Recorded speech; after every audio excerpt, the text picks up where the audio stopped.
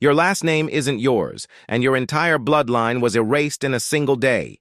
If your last name is Santos, Reyes, Garcia, Cruz, or Ramos, you're not named after your ancestors. You're named after your colonizer, and the truth is so much darker than you think. Before Spain arrived, Filipinos didn't have surnames like Europe. We had names that meant something, names tied to nature, to our strength, to our ancestors. Names like Magiting, which means brave, Dalasay, which means pure, Lacus, which means strength. Then Spain showed up and decided our identity was too confusing for them to manage.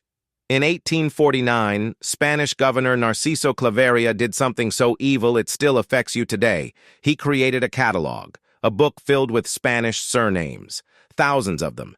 Then he issued a decree that every single Filipino family had to go to the Spanish authorities and pick a name from that book. You weren't allowed to keep your real name. If you refused, they punished you. If you resisted, they hurt your family. Entire villages lined up and were forced to choose between Santos or Reyes or Fernandez like they were picking prison numbers. Within months, millions of Filipinos lost their ancestral identity. Families that had carried the same name for generations were suddenly called by Spanish words they didn't even understand. The Spanish didn't just conquer our land, they erased who we were at the root. They wanted us to forget we ever had our own names. And it worked. Most Filipinos today have no idea what their family was called before colonization. That knowledge is gone. When you write your last name on a form, when you introduce yourself, when you say I am Filipino, you're carrying the name of the empire that tried to delete you.